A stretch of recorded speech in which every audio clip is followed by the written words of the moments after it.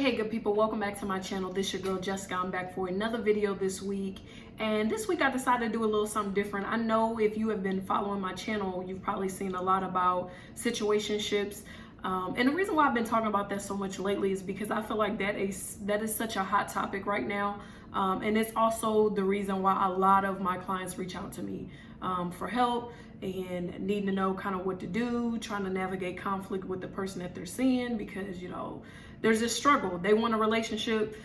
They've been putting forth all this effort, literally doing all that they can to show this person who they are, what they bring to the table. And for some strange reason, this person does not seem to want to have the discussion about being in a relationship, and they want nothing at all to do with commitment. So I decided to talk to you guys about my own personal situation. And let me just say this real quick, ladies. I used to judge a lot of people based on situations that they got in, and I'm just like, how did you end up in this situation with someone, this situationship with someone, if you know that you clearly want a relationship and this person, you can't even have the conversation with them about being in a relationship or what you guys are doing or any type of title or commitment whatsoever. Like, what are you doing with them? Why did you waste your time? I thought the same thing, ladies, until that situation happened to me. Situationships are the craziest and sometimes hardest to get out of, sometimes harder than relationships can be. I would say maybe you with somebody 2 to 3 years, a lot of people feel like, hey, the spark is gone, maybe this person is kind of let themselves go, or maybe we just don't connect like we used to, we just don't talk like we used to. We're not spending time, maybe we're not intimate like we used to be. A lot of people tend to be able to pull away from those situations a little bit easier. And don't let somebody else come into play. Like, don't let somebody else come within, a few feet of them at a party or something like that. Before you know it, they are leaving this situation for another situation. But situationships, ladies, can be tough, can't they? I mean, I know I cannot be the only one. You get into a situationship with someone, typically it starts off, very casual. You just kind of like talking on the phone, maybe going on some dates, vibing, having a good time. And doesn't it seem like the people that you end up in situationships with are the people that you find yourself to be the most connected to? Like you feel like the chemistry is just like spot on, it's undeniable. It's not anything that you have to try, it's organic, and it almost seems to happen since day one. I honestly think that, and at least for me, I think, in my situation, I felt like the chemistry was like spot on. I mean, in day one. And I think for me, that has been the hardest thing to walk away from is finding good chemistry or compatibility with someone. When you tend to feel that connection to them, you tend to feel that chemistry, it's so hard to walk away when there are like deal breakers or red flags like right there saying, no, sweetie, don't go that way. You almost feel more drawn to that person the more that they say that they don't want to be with you. I'll tell you what happened to me. This was maybe 2013. I was living in Belleville, Illinois at the time. I was living by myself and I was single, obviously. And I ended up getting on, I believe it was Plenty of Fish. And I ended up meeting this guy, and he was from Texas, but he traveled a lot. He worked with some sort of phone company. I think he worked with AT&T at the time, and he traveled for work. So he ended up coming to Belleville. I ended up meeting him on the site like the day before he was leaving. So we never even got to physically meet in person. But literally that was all it took, us talking on POF a few times back and forth, a few messages back and forth. We exchanged numbers and began talking on the phone. And I mean, when I tell you the chemistry was spot on, like from the jump, the conversation was like just flowing naturally. Like I didn't have to figure out what we was gonna talk about next. I didn't have to do any of that. Like conversation was just flowing. And we seemed to have a lot of things in common. He had a good sense of humor. I really enjoyed talking to him. It was very comforting because I'd been single for a long time at the time that I met him. And so everything was just spot on. So after we began talking, we're going on like a month consistently of him calling every day, texting every day, us talking all throughout the day. And before you knew it, I'm like, I want to book a trip. Like, I've always wanted to go to Texas anyway. Why not? You know, he lived in Dallas at the time. I'm like, hey, why not? I love to book a trip and come out there and, you know, you show me around and see your city.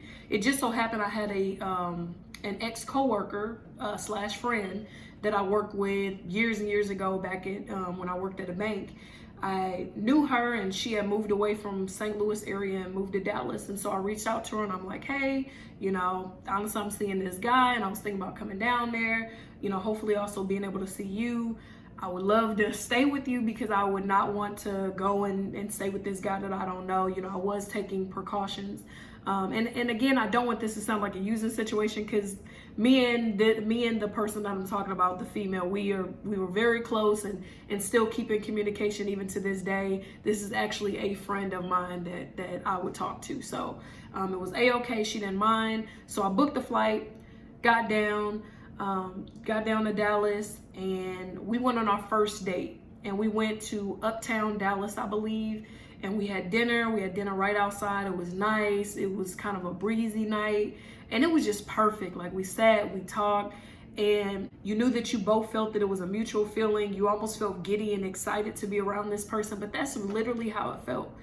And, you know, we continued with the rest of the weekend. He planned a picnic, so we went on a picnic, and we went to Dave & Buster's.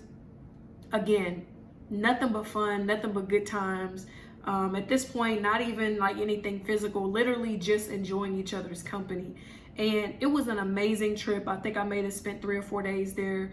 And I can tell you, I didn't want to come home. Like, not only just a connection with him, but even my friend, we were getting along great while I was there. And it was just nice. I really loved Dallas, just the feel of it. Going to restaurants and stuff like that, people were nice. They were talking to us. They were, you know, just being friendly. Honestly, you don't see that a whole lot in St. Louis. You know, and y'all may beg to differ, but most places, most fast food restaurants or anything like that, you know, you get to the intercom at McDonald's and you lucky if they even greet you and say anything. Y'all both just sitting there in silence. You waiting on them, and obviously they waiting on you, but nobody knows that because nobody greeted anybody. It's just like, you're at work. Can you at least like tell me like, hey, go ahead and place your order, like something, like whatever happened to that? I just feel like some kind of way we got away from them greeting us when we come up to the window or when we come up to the intercom. Then what you don't want to do is start talking too early. You know, maybe they taking another order, and that's the reason why they ain't said nothing. And you go to talking about, well, hey, can I go ahead and place my order? Can you give me a minute? You're like, whoa, sweetie, okay, let's bring it down.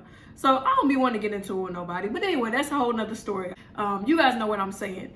I felt like the people that were at McDonald's and all the different places that I went there were just like, they were friendly. They were openly friendly. And I even noticed that even the nightlife, you know, was different. Me and my friend, I don't really club, but me and my friend went to a nice little lounge somewhere, I believe in the Addison area. And the guys actually came up to you. They actually tried talking to you. They actually offered to buy a drink, you know, and sat and had conversation with you. They laughed, and I didn't have anybody who was trying to like follow me home because they bought a drink or anything. It was just a very nice visit in Dallas. And I really, really liked it. And so to be honest with you, I didn't tell him at the time, but I was already in my mind thinking like, if this situation works out, like I'm gonna go ahead and move. Like I'm gonna go ahead and make the transition and move. Now, mind you, I was in college at the time and I wasn't really sure how that was gonna work, but I was willing to uproot my whole life for this person. Mind you, we are not in a relationship. This is my first time spending time with them, but the connection was just that deep for me and what seemed to be mutual for him. So as time goes on, you know, I get back and we're still communicating. We're still communicating a lot.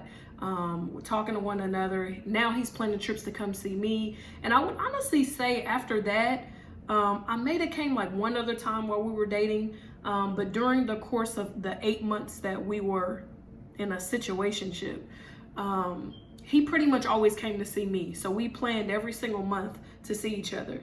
So he came to see me. There was a time that I drove to another state to see him.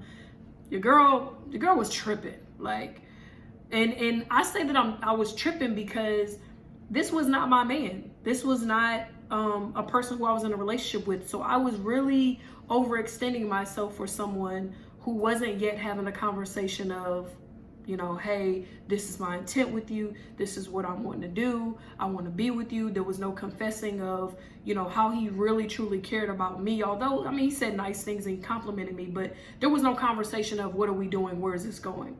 And so, you know, but at the same time, he was coming to see me, coming to visit and stuff like that. And I remember we probably got to about 6 months and I'm like, I really feel like we've been dating long enough. Or, you know what, it may have been like 4 months. Yeah, it was probably like 4 months before I was like, okay, we've been dating a while. I know it's long distance, but we seem to be on the same page.